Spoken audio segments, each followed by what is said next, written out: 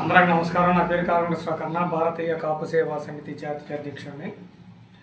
ఈరోజు కూటమి అధికారంలోకి వచ్చిన తర్వాత ముఖ్యంగా తెలుగుదేశం పార్టీ వ్యవహరిస్తున్న తీరు చాలా అన్యాయంగా ఉంది. ఎందుకంటే ఆ రోజు పవన్ కళ్యాణ్ గారు తను తగ్గి గవర్నమెంట్ రావడానికి, కూటమి గవర్నమెంట్ రావడానికి ఆయన ఎంతో ఉపయోగపడ్డాడు. ఈరోజు కూటమి నాయకులు ఏదో తెలుగుదేశం వల్ల ఏదో కూటమి వచ్చిందన్న టైపులో ఒక అపోహలో ఉన్నారండి. దాంట్లోంచి ముందు బయటికి రావాలి. బయటికి వచ్చి వాస్తవ రూపంలోకి వస్తే వాళ్ళకి విషయం అర్థమవుతుంది. అట్లా కాకుండా వాపు చూసి బలం అనుకుంటే భవిష్యత్తులో నష్టపోతారు. ఏదో అసెంబ్లీ ఎన్నికలు అయిపోయినాయి, మనం అధికారంలోకి వచ్చాం, మనం ఎమ్మెల్యేలు అయిపోయాం, ఈరోజు జనసేన పార్టీతో మనకేంట్లే పని అనే ధోరణి నడుస్తున్నాడు. దాని నుంచి ముందు తెలుగుదేశం నాయకులు బయటికి రావాలి. ఉదాహరణకి మన తాడేపల్లిగూడెం ఎమ్మెల్యే పొలిశెట్టి సీనన్న, ఆయన నియోజకవర్గంలో జరుగుతున్న తెలుగుదేశం నాయకుల యొక్క వ్యవహార శైలి ఈ రాష్ట్ర ప్రజలంతా చూస్తూనే ఉన్నారు. పొలిశెట్టి సీని గారు ఎమ్మెల్యే కదా, ఆయన గవర్నమెంట్ విప్పు ప్రోటోకాల్ ప్రకారం క్యాబినెట్ హోదా ఆయనకు ఉంది.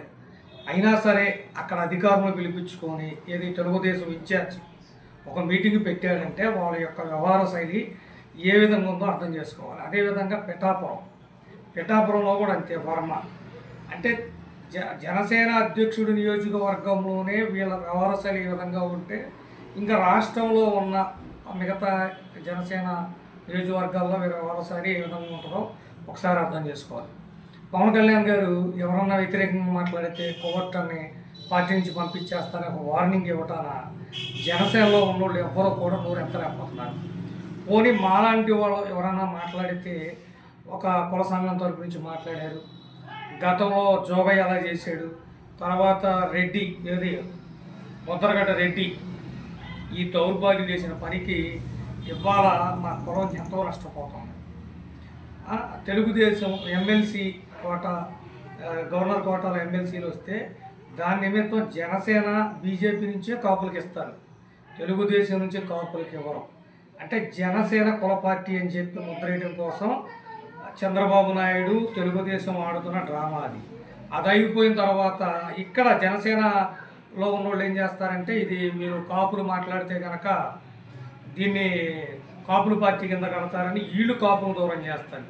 అంటే జనసేన పార్టీకి తెలియకుండానే ఒక కుట్ర జరుగుతుందన్న సంగతి అధినాయకుడు తెలుసుకుంటే చాలా ముందస్తు తెలుసుకుంటేనే రేపొద్దున పార్టీకి నష్టం జరగకుంటుందని నా యొక్క అభిప్రాయం. ఎందుకంటే తెలుగుదేశం అనుసరించే విధానం ఏంటంటే, వాళ్ళు ఎమ్మెల్సీగా ఎవరన్నా ఎన్నిక చేసేటప్పుడు ఇతర కులస్తులు ఎన్నిక చేస్తున్నారు, కాపులకు మాత్రం వాళ్ళు ఇవ్వట్లేదు. కాపులు ఓట్లు కావాలి తెలుగుదేశానికి, కానీ కాపులకు మాత్రం ఇవ్వదు తెలుగుదేశం. అదేంటంటే జనసేన బీజేపీ ద్వారా ఇప్పిస్తుంది. ఇక్కడ జనసేన పార్టీ లోకల్ లీడర్లు కొంతమంది నాయకులు కాపు సంఘంలో ఉంటే కనుక ఇది కుల పార్టీ అవుద్ది, దీంట్లో రావద్దని చెప్పి వీళ్ళు ఇటు నుంచి దెబ్బ కొడుతున్నారు.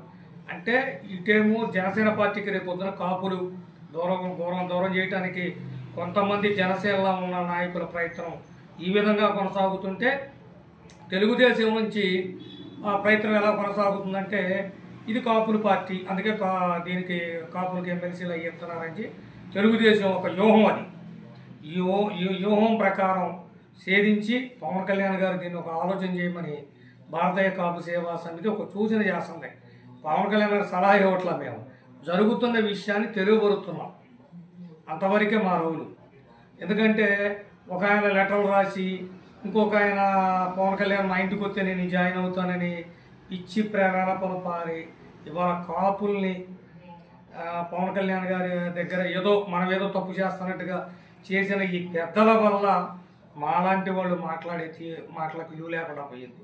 కానీ మా యొక్క ప్రయత్నం మాత్రం పవన్ కళ్యాణ్ గారిని ఉన్నత స్థానంలో కూర్చోబెట్టడంలో మా ప్రయత్నం ఎక్కడా కూడా తగ్గదని మరి ఒక్కసారి తెలియజేసుకుంటూ మీ కన్నా భారతీయ కాపు సేవా సమితి